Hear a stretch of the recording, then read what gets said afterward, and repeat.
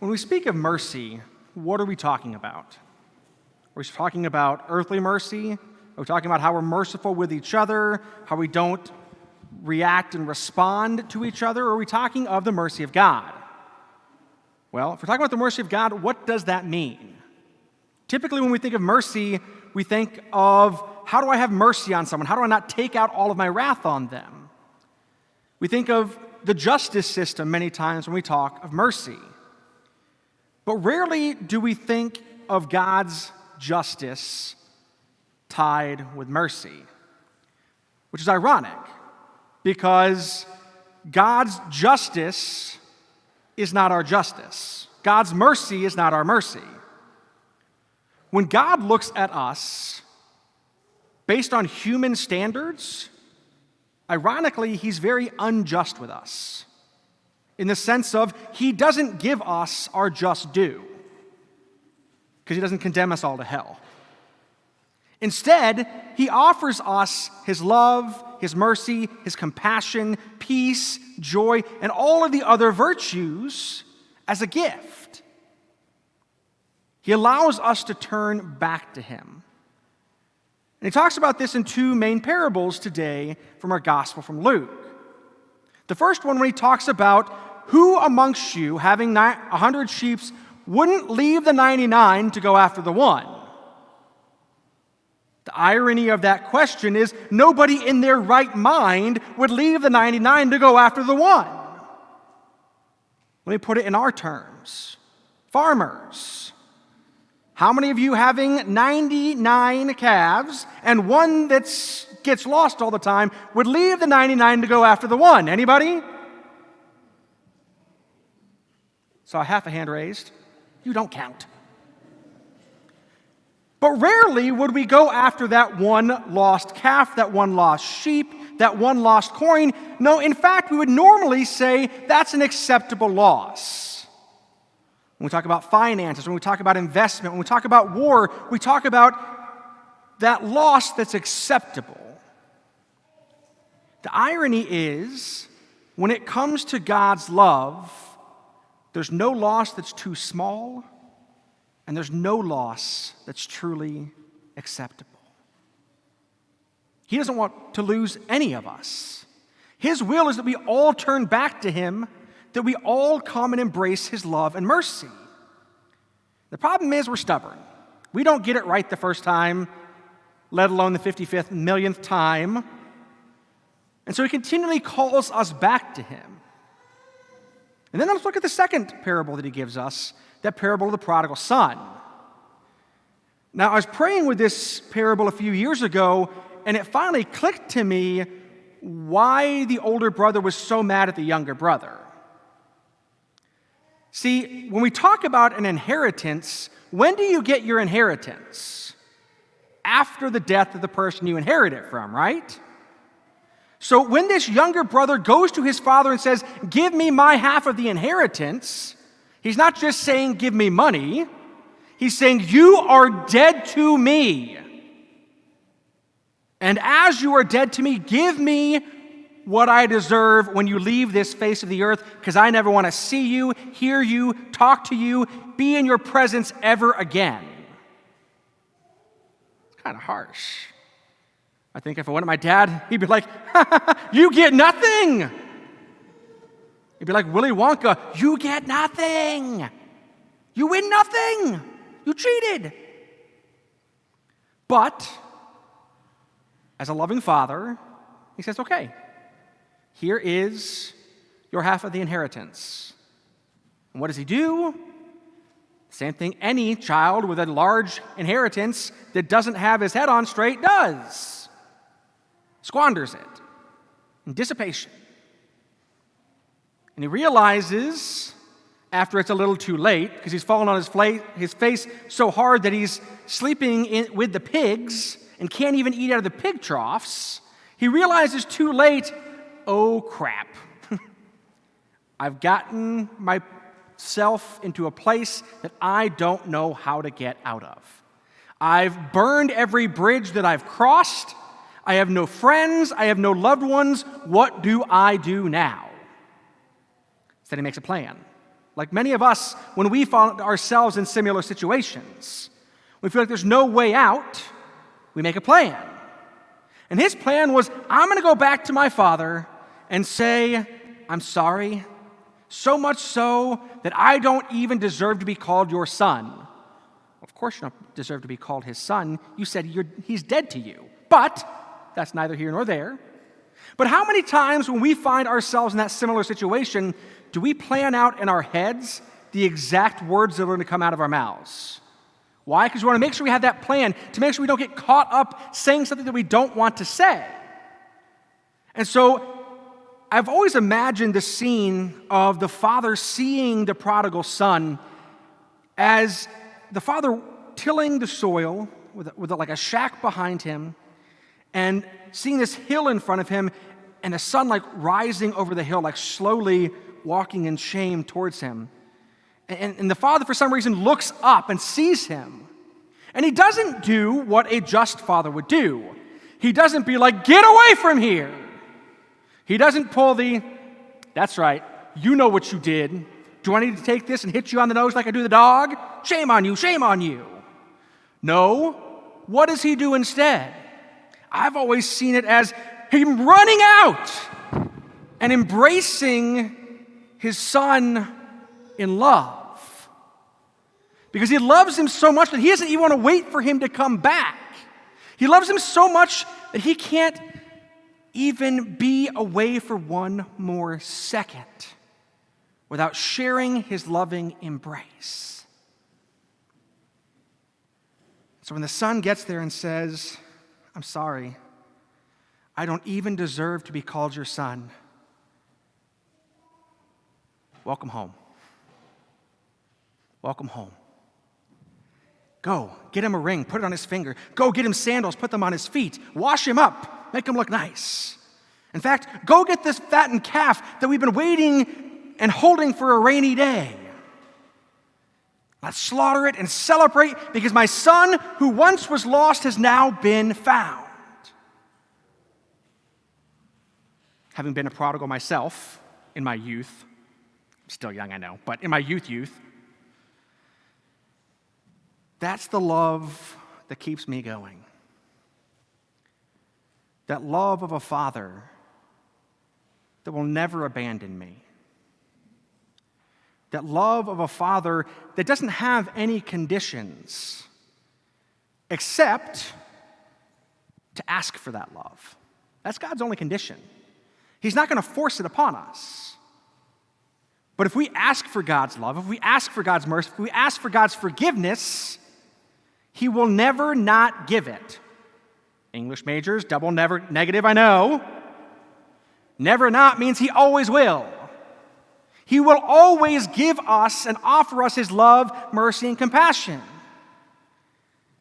The struggle, though, is sometimes we play the older son in this story of the prodigal son, where we've had family members or friends or parishioners or classmates or workers that have been like the prodigal son.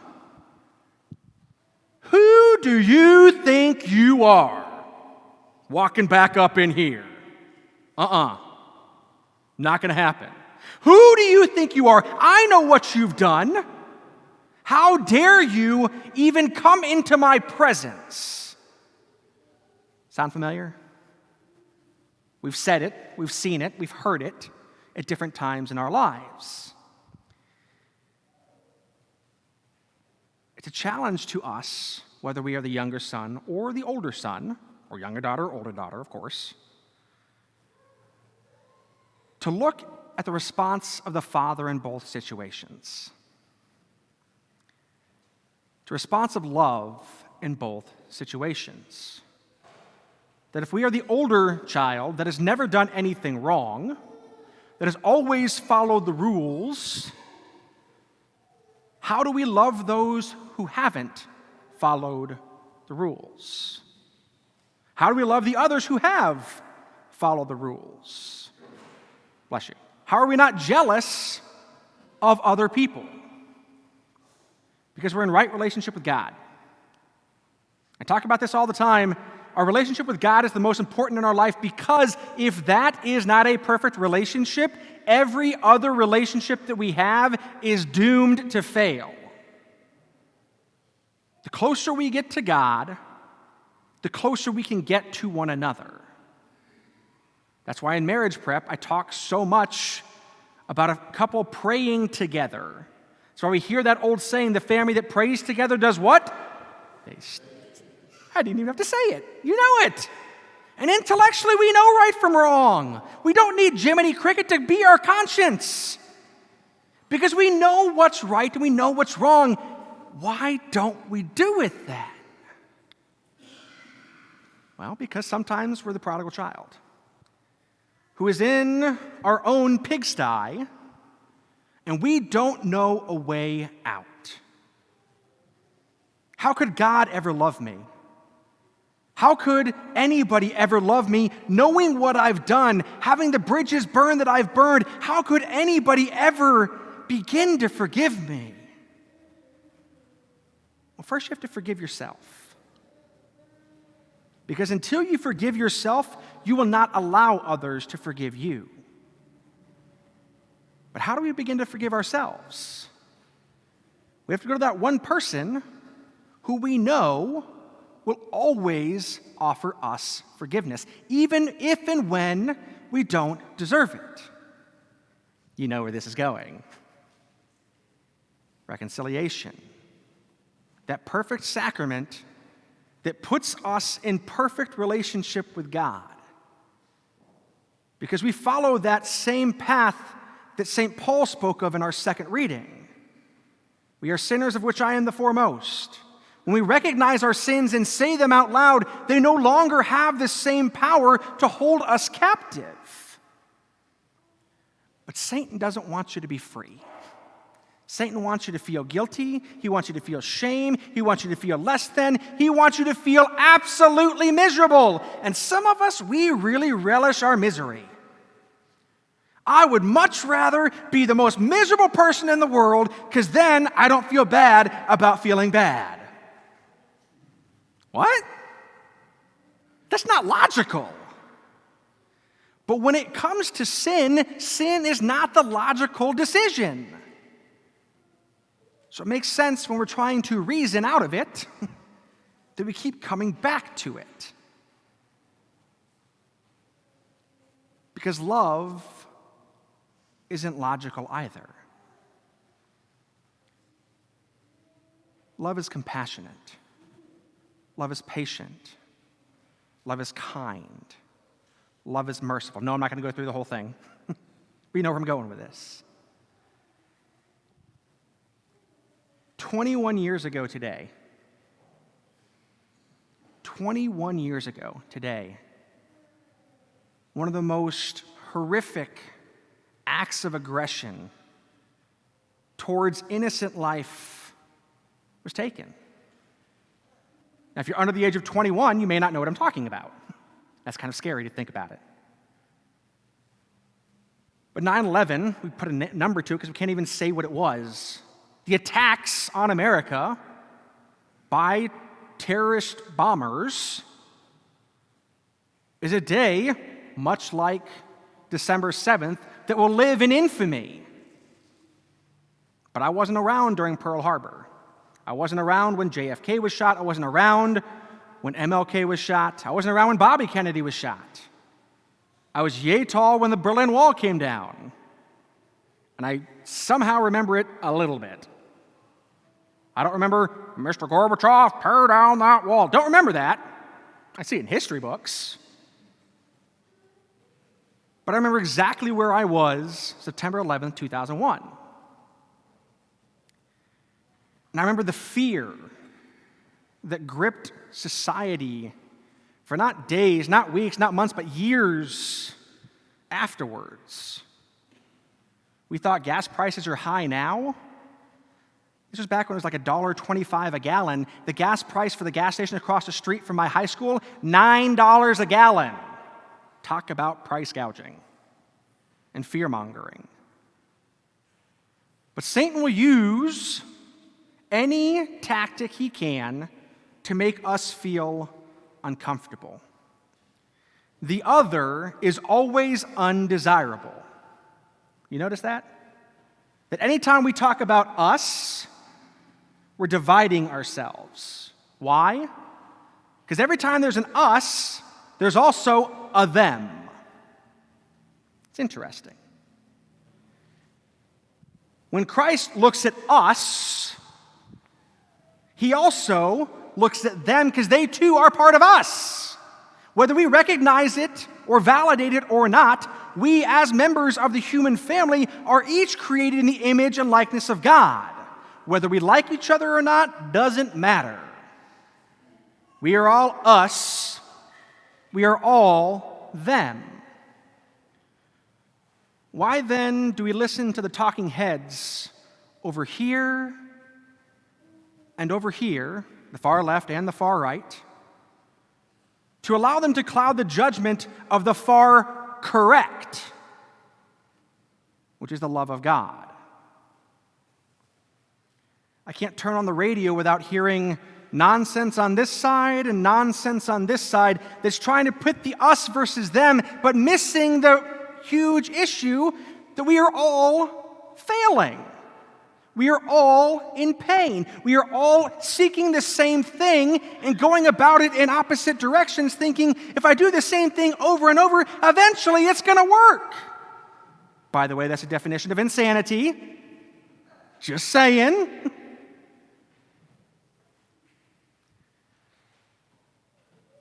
But we don't practice logic. We don't practice rationale when it comes to our faith, when it comes to our family, when it comes to our political systems. Instead, we practice division. What does it say in the scripture about division? A house divided against itself is what? Doomed to fail. My brothers and sisters, we are way past failure. And by ourselves, we are up a creek without a paddle. But there's good news always. And that good news is shown to us in the gospel and the love of the Father. That whether we are the prodigal son on one side or the other older brother on the other side, God has mercy on those the rain falls on and on those the rain doesn't fall on. How then do we practice that same mercy with each other? We have to recognize how we are the same. In the 21st century, 2022, segregation still exists. Racism still exists. Murder still exists. What are we doing? And how do we get out of it?